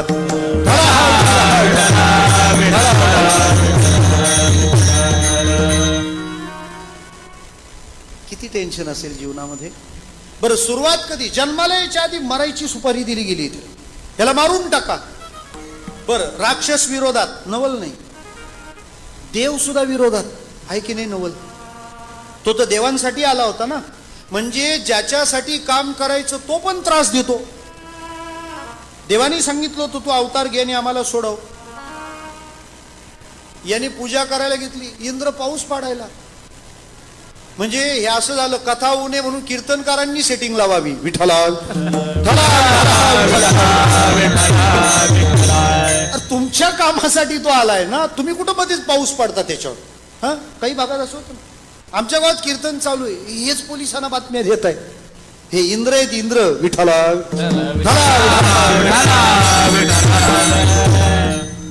बरं, नुसता इंद्र पाऊस पाडतो असं ना, तो ब्रह्मदेव आला, त्यांनी तर गाईच पळवून नेल्या. कृष्णाची गोपाळांनी गायी नेल्या पळवून. ग्रामपंचायत वाल्यांनी कृष्णाच्या चरित्रातून तेवढीच शिकवण घेतली. गाई वासर पळवून न्यायची विठ्ठला.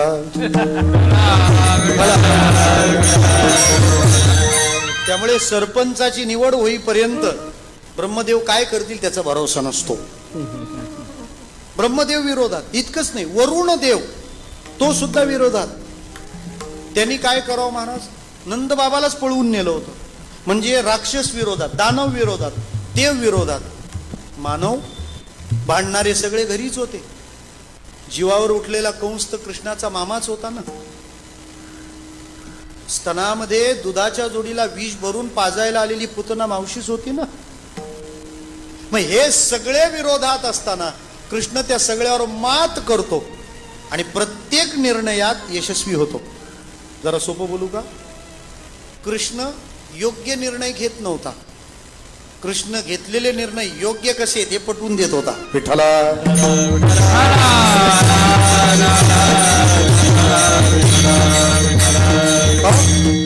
अशा सगळ्या गोष्टी जिथं एकवटतात त्याचं नाव आहे कृष्ण. काही नाही शिकता आलं तर एवढं शिकावं कृष्णाकडून, कोणत्याही परिस्थितीत चेहऱ्यावरची प्रसन्नता घालवू नका. जगातल्या सगळ्या प्रश्नांना उत्तर मिळेल. मन करा रे प्रसन्न सर्व सिद्धीचे कारण, मोक्षात्वा बंधन सुख समाधान इच्छाते. मला एका आजोबांनी याला क्रॉस केलं. ते म्हणाले थांबा महाराज. म्हटलं काय, तुम्ही म्हणता काही असो माणूस हसत राहिला पाहिजे, इथं एवढं टेन्शन आहे काय हसायचं. मी म्हटलं आजोबा तुम्ही बोलता ते उलट नाही का.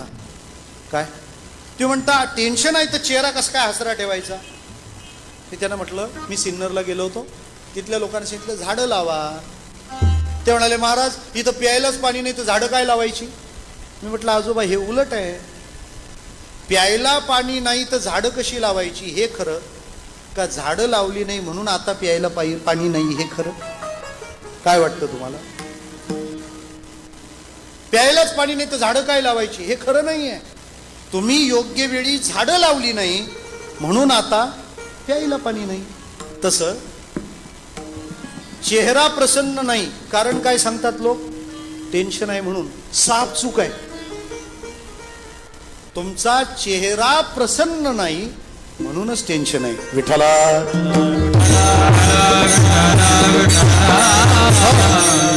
सांगतो तुम्हाला अगदी सोपं. समजा शेजारणीनं तुमच्याशी भांडण केलं आणि दोघी जणी सुरू झाले भांडायला. शेजारीण ही आवृत्ती तेवढ्यासाठीच प्रकाशित केली जाते. समजा ती भांडायला लागली आणि तुम्हाला राग आला, तुमचाही क्रोध अनावर झाला, याचा अर्थ ती यशस्वी झाली. पण ती फार शिव्या द्यायला लागल्यानंतर तुम्ही काय करायचं, काही करायचं नाही. असं समोर उभं राहायचं तिच्या, असं समजायचं आपण एअर होस्टेसच आहोत. Good morning. हा फॉर्म्युला जर फेल गेला ना तर कीर्तन सोडून देऊ आम्ही. विठ्ठला. पण तुम्हाला आमचे फॉर्म्युले रिस्की वाटतात, त्याला काय करणार. त्याला म्हणायचं काय नाही बाई तू दे, काय शिव्या द्यायचे दे. अर्धा तास ती जर फार अशी बडबडत राहिली ना, अजून एक दुसरा उपाय, त्याला पुरवणी सप्लिमेंटरी. काय करायचं, आपल्या घरी यायचं, थोडंसं गूळ गरम पाणी ते करून तिच्या घरी घेऊन जायचं. बाई अर्धा तास झाली बग बग बग बग बग करतीस, थोडासा गूळ घे, गरम पाणी घे, घशाला शेक मिळाला म्हणजे उरलेल्या शिव्या व्यवस्थित देता येतील. मरेल पण ती पुन्हा तुमचा नाद करणार नाही. ही कृष्णाची टेक्निक आहे. विठ्ठला विठ्ठला.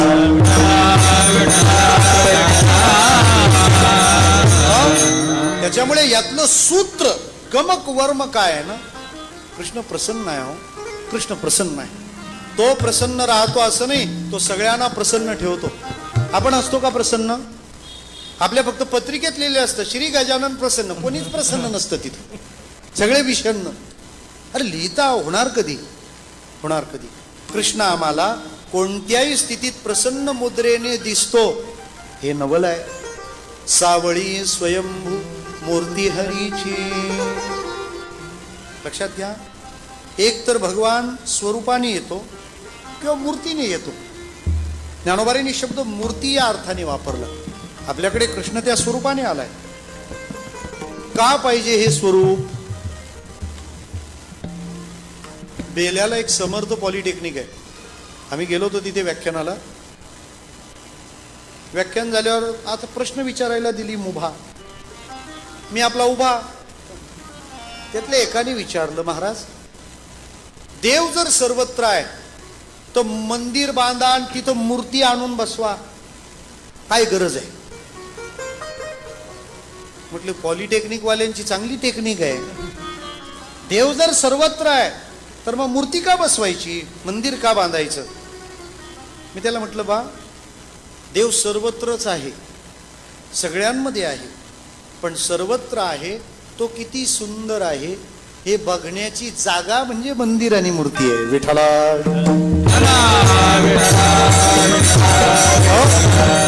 आणि अशा नवलाईच्या मूर्तीला आम्ही पाहिलंय आणि खरंच नवल आहे महाराज. हे बघा, आपण आणि कृष्ण यात काहीतरी फरक आहे ना. आपला देह हा पंचमहाभूताचा आहे, देह तो पाचाचा आणि लावसना. आपली होलसोल जी बॉडी आहे ना, याच्यात काही नाही, फक्त 5 तत्व आहे. मी सांगतो, तुम्ही चेक करा. पृथ्वी, आप, तेज, वायू आणि आकाश. आपल्या शरीरातली हाडं आणि मांस हे पृथ्वी तत्व आहे. आपल्या शरीरातला जठराग्नी हे तेज तत्व आहे. आपल्या शरीरातले सगळे द्रव पदार्थ हे आपतत्व आहे. आपल्या शरीरातले पंचप्राण हे वायू तत्व आहे. आपण म्हणतो ना, व्यानाय स्वाहा, समानाय स्वाहा, अपानाय स्वाहा. हे जे आहेत हे वायू तत्व आहे. आणि आपल्या शरीरामध्ये जी पोकळी आहे, एम्प्टी स्पेस, याला म्हणतात आकाश तत्व.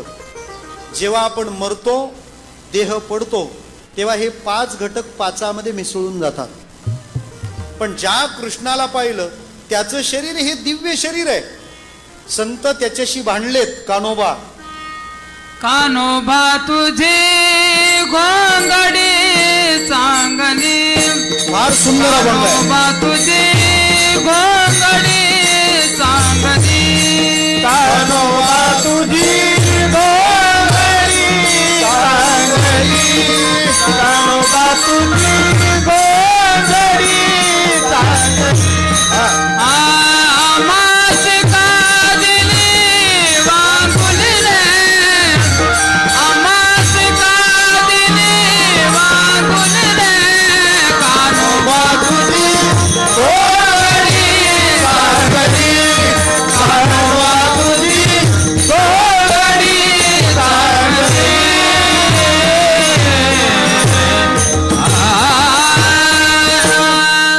कानोबा तुझी घोंगडी चांगली. घोंगडी म्हणजे हे शरीर, ही काया तुझी चांगली आहे. आम्हासे का दिले वांगुली रे, हे आम्हाला वांगलं दिलं, तू चांगलं ठेवलंस. षडगुण गोंडे रत्न जडित श्याम सुंदरा, तुझ शोभली रे. नवा ठाई फाटून गेली, ती तो आमासी दिधली रे. कानोबा तुझी घोंगडी चांगली. तो कानोबा आम्ही पाहिला, हे नवल. ज्ञानोबाराय म्हणतात, तो बघितला हे नवल नाही, तो बघितल्यानंतर जे परिणाम झाले ते सुद्धा नवल.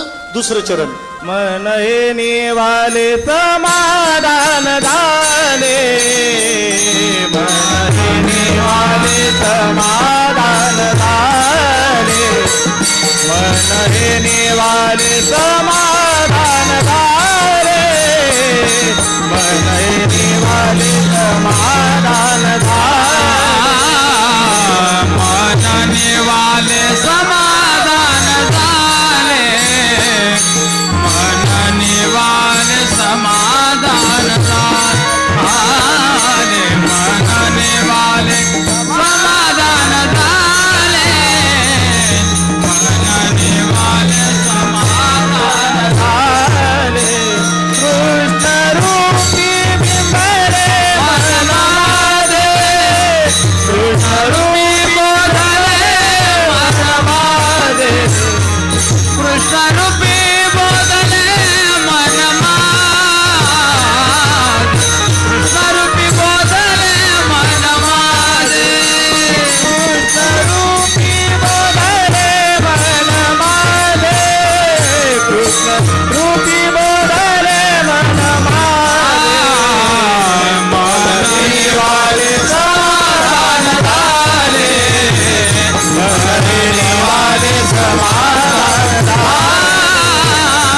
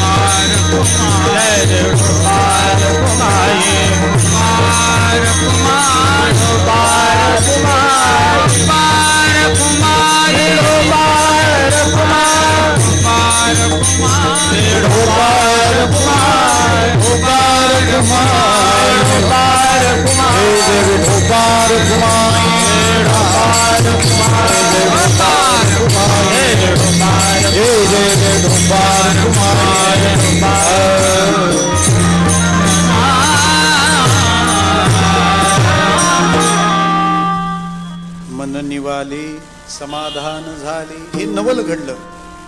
काय भिवंडीकर सर धोतर लावून आहेत, तुम्ही सगळे गंध लावून आहेत, सगळं कॉलेज वारकरी झालंय, हे नवलच आहे विठ्ठला.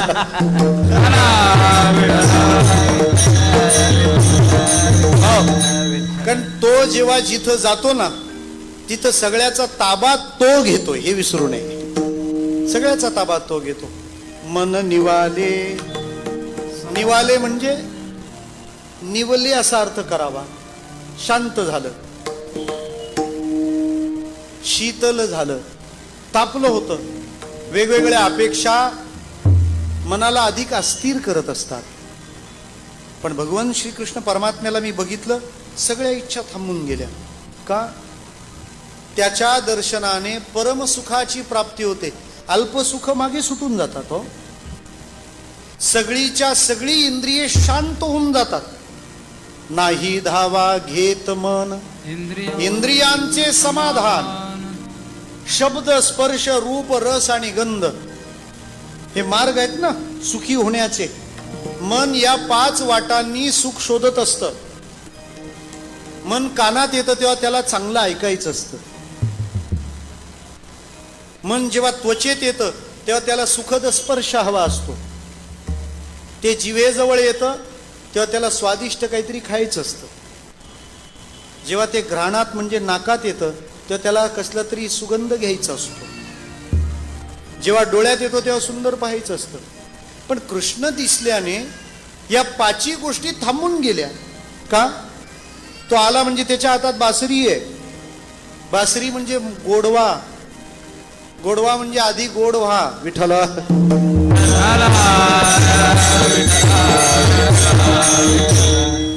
त्याने हातात बासरी घेतली. ती बासरी एक शिकवते, भले स्वतःच्या अंगाला छिद्र पडली तरी चालतील, पण जगात काही गोड कोणाला ऐकायचं असेल तर तुम्ही तुमच्या समर्पणाला तयार राहा.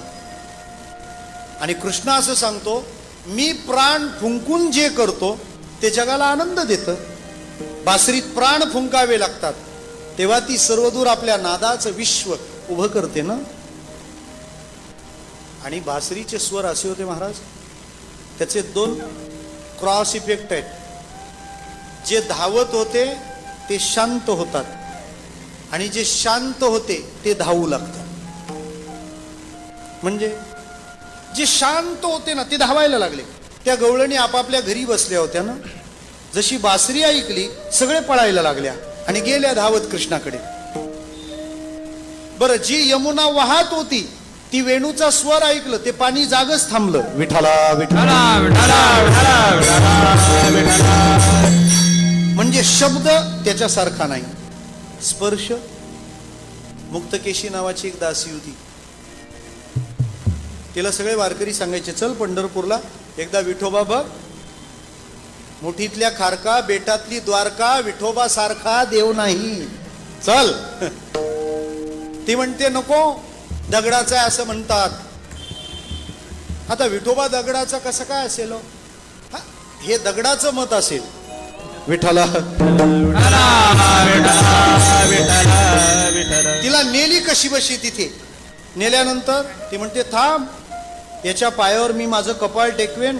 मी इतकी कोमल आहे, मी इतकी सुकुमार आहे की याच्या पायाचा माझ्या कपाळाला खड्डा पडला तर. आता तो खेळी. तिने काय केलं, देवाचा पाय किती नरम की कठोर आहे ते बघायला देवाच्या डाव्या पायाला आपलं बोट लावलं. भगवंताचे चरण इतके सुकुमार होते, तिचं ते बोट खसकन विठोबाच्या पायात गेलं. तो खड्डा अजून विठोबाच्या डाव्या पायाला आहे. त्याच्यासारखा स्पर्श नाही. शब्द, स्पर्श, रूप आहे का त्याच्यासारखं रूप सांगा ना. 5,500 वर्षानंतर तो येणार म्हटल्यानंतर आपल्याला किती आनंद असतो. आपण बांधलेल्या बंगल्यातून आपली पोरं फोटो बाहेर काढून विसर्जन करतात गांधारीच्या नदीत. विठ्ठला. त्यांना विचारलं असं का केलं? वास्तुवाल्यांनी सांगितले मेलेल्यांचे फोटो नाही ठेवायचे. विठ्ठला.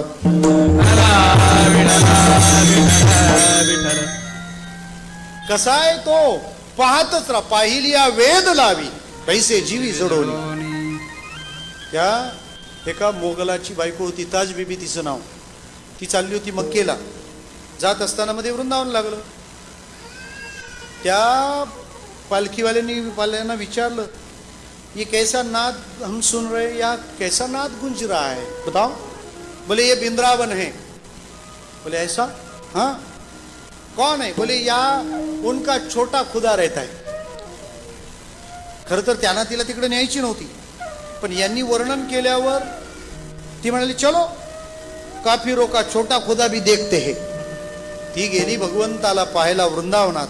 आणि महाराज प्रत्येक एरियाचं वैशिष्ट्य असतं.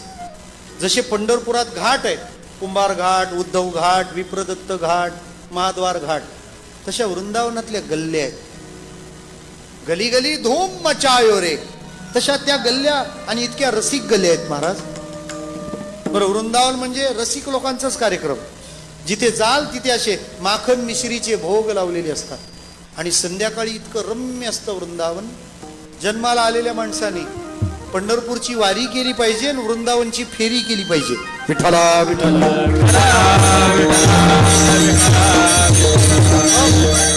इतकं निराळं विश्व आहे महाराज त्यांच्याकडचं.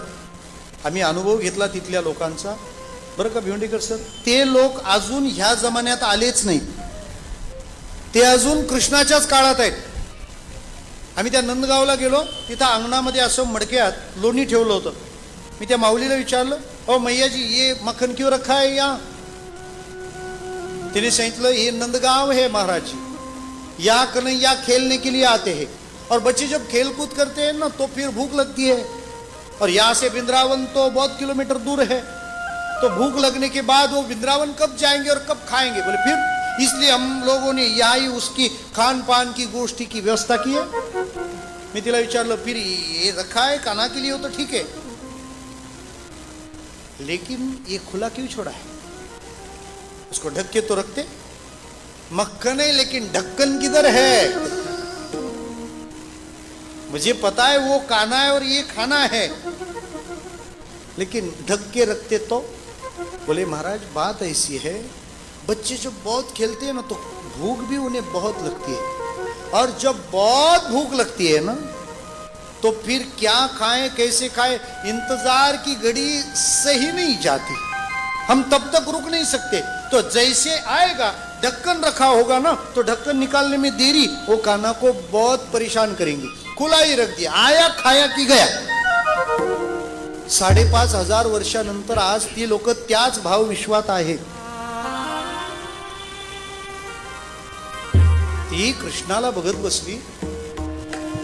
ते तिथले पालखीवाले आले, बेगम साहिबा चलो 6 बज गए. बेगम साहिब बोली कहा बजे. बोले आपकी घड़ी बंद पड़ गई है, 6 तो कब के बज चुके हैं. ती बेगम म्हणाली अरे और देखने दो, अभी वापिस कल्याण कब आऊंगी मैं, थोड़ा और देखने दो उसे. बोले नहीं हमें आगे जाना है, लंबा सफर तय करना है. बोले नहीं थोड़ा और देखने दो, कितना सुहाना है, कितना प्यारा है, कितना रूप मनोहर है, और देखने दो. शेवटी त्यांनी तर्क लावला बरं का त्या भोयाने. बेगम साहिबा ये छोटा खुदा है, हम चलेंगे, वहां अपना बड़ा खुदा है, वो इससे भी सुंदर है. ती बेगम म्हणाली अरे इससे सुंदर होगा, ऐसा सुंदर नहीं होगा. विठ्ठला. इतिहास साक्षी आहे. ती बेगम कृष्ण भक्त बनली. कुठे चालली होती. मक्का. थांबली कुठे. वृंदावन. का. या कन्हैयाला पाहिलं आणि तिने सांगितलं कुठं जायचं. मक्का. आता एवढा सुंदर आहे मग का जाऊ. विठ्ठला. शब्द स्पर्श रूप रस. काय गोपाळांना लोणी खाऊ घातलं कृष्णाने. आजी देतो पोट भरी पुरे म्हणाल तो वरी. आणि राहिला गंध. भगवान त्या मार्गाने तृप्त करतात. ज्ञानोबाराय म्हणतात अवचिता परिमळू झुळकला अळूमाळू, मी म्हणे गोपाळू आला गे माये. बस माझं मन निवाला आता. इंद्रियांची धाव थांबली, मी समाधानी झालो. एक ध्यानात घ्या, तुम्ही वेगवेगळ्या भाज्या बनवता ना, घरी बनवता की नाही. की घरी बनवलं असं बनवता काही मंडळी. कारण पूर्वी दिवाळी असायची तेव्हा लोक येऊन विचारायचे फराळ कोणी बनवला. आता प्रश्न असतो कोणत्या दुकानातून आणला, अहो ॲड्रेस देता का. असू दे, आता कामं वाढली, व्यस्तता वाढली आणि याला कारण आहे पुरुष मंडळी मदत करत नाहीत विठ्ठला. कीर्तन संपेपर्यंत बहुमताच्या विरोधात जाऊ नये. मग सगळ्या भाज्या बनवतात. कोणते मसाले टाकत असाल मला माहिती नाही. पंजाबी असेल, कोल्हापुरी असेल, कॉन्टिनेंटल, इटालियन, काय जे असेल ते फूड. भाज्या कोणत्याही बनवा, कशाही बनवा, पण त्या भाजीला चव येण्यासाठी टाकायचा घटक पदार्थ एकच, त्याचं नाव मीठ. ते घातल्याशिवाय कोणतेही घातलेले मसाले जसं त्या भाजीला चव देऊ शकत नाही, तसं तुम्ही संपत्ती कमवा, प्रतिष्ठा कमवा, विद्या, कला सगळं संपादन करा, पण हा बाबा त्यात येत नाही तोपर्यंत समाधानाची भेट होणार नाही. तो आला की मग कशातही समाधान आहे आणि तो नसेल तर कशातही समाधान नाही. कृष्णा तुला पाहिलं ना, मन निवाले समाधान झाले, कृष्ण रूपे बोधले मन माझे. कृष्ण रूपाचा बोध माझ्या मनाला झाला. कोणत्या कृष्ण रूपाचा बोध? काय आहे, वारकरी संप्रदायाची जी विचारधारा आहे ना, ही सगुण आणि निर्गुण दोन्हीला एकत्र आणणारी आहे. म्हणजे आम्ही मूर्तीची पूजा करतो, बरोबर आहे, पण कृष्णाला आम्ही मूर्ती एवढंच मानत नाही. गीतेत त्याने सांगितलेलं आहे सर्वस्यचाहं हृदि सन्निविष्टो. कृष्ण म्हणतो प्रत्येकाच्या हृदयामध्ये मी वास करतो. अजून सोपं सांगू का, कृष्ण सगळ्यांमध्ये आहे हे जोपर्यंत आपल्याला हा बोध आपल्याला झाला नाही तोपर्यंत आपण कृष्णाचे खरे भक्त नाहीच. आपण मूर्तीची पूजा बरोबर करतो, बरोबर आहे का. अरे ती माणसाने बनवलेली असते, पण मग माणूस ही देवाने बनवलेली मूर्ती आहे, आम्ही तिच्याशी प्रेमाने वागलं पाहिजे. तुम्ही माणसाशी जर माणसाप्रमाणे वागत नसाल तर किती मोठी पूजा मग अपुरी राहील ना. त्याच्यामुळे देवाची पूजा पाहिजे, ही सगुणोपासना आहे, पण तो देव सगळ्यांमध्ये राहतो म्हणून सगळ्यांशी प्रेमाने वागलं पाहिजे. ही पुन्हा निर्गुणाची जोड असली पाहिजे. ज्ञानेश्वर महाराज म्हणतात मूर्तीतला भगवंत तो मी पाहिला पाहिजे, ती उपासना आहेच ना. म्हणजे त्याला मूर्ती मानायची नाही हा सगुणाचा बोध आहे. याचा अर्थ तो साक्षात परमात्मा उभा आहे. मग परमात्मा उभा आहे तर त्याला जेवण दिलं पाहिजे. आपण नैवेद्य दाखवतो, त्याला विनंती केली पाहिजे हात जोडून, देवा एकतरी घास घे रे विठ्ठला, असं त्याला म्हटलं पाहिजे. येताना त्याला भेटून गेलं पाहिजे.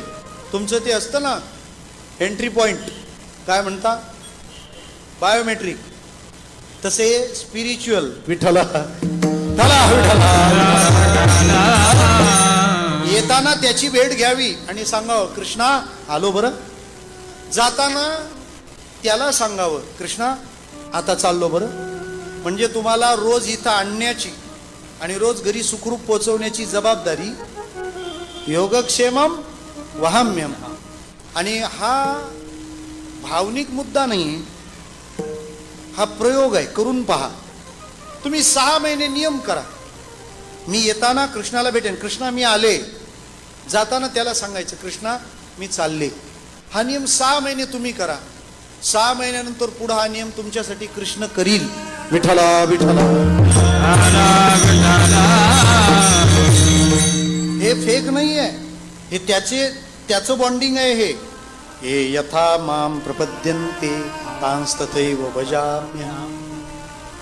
जो माझ्याशी ज्या पद्धतीने व्यवहार करतो मी त्याच्याशी त्या पद्धतीने व्यवहार करतो. एवढे गेले कोरोनात तरी आपण आहोत ना शिल्लक अजून. त्याचे स्वागत करायचं होतं म्हणून राहिलो, नाही तर आपलाही नंबर लागला असता.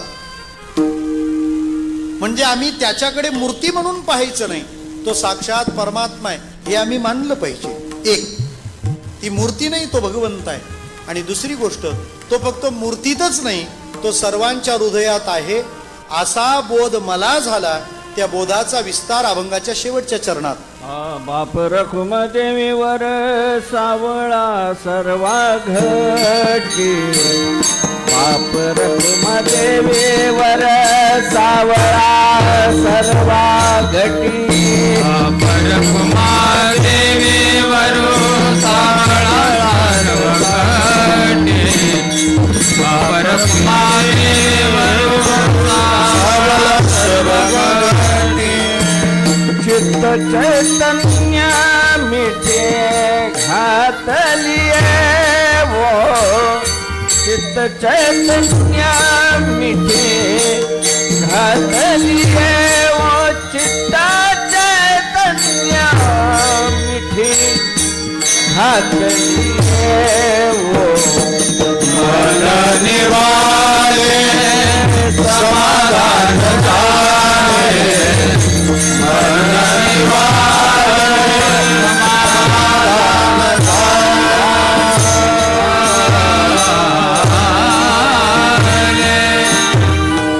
ज्ञानेश्वर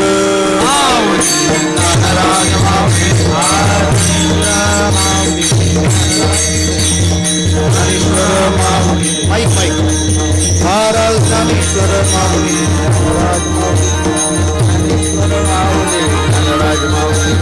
ज्ञानेश्वर माऊली ज्ञानराज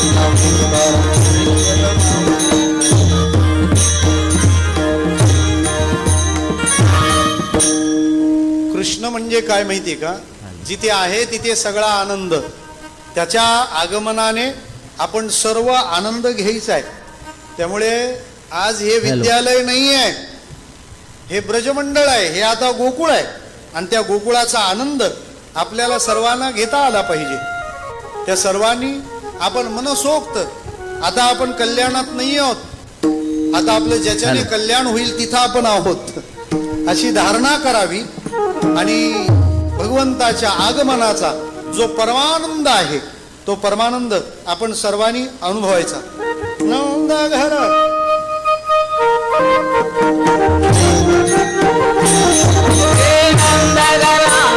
जय हो जय कन्हैयाला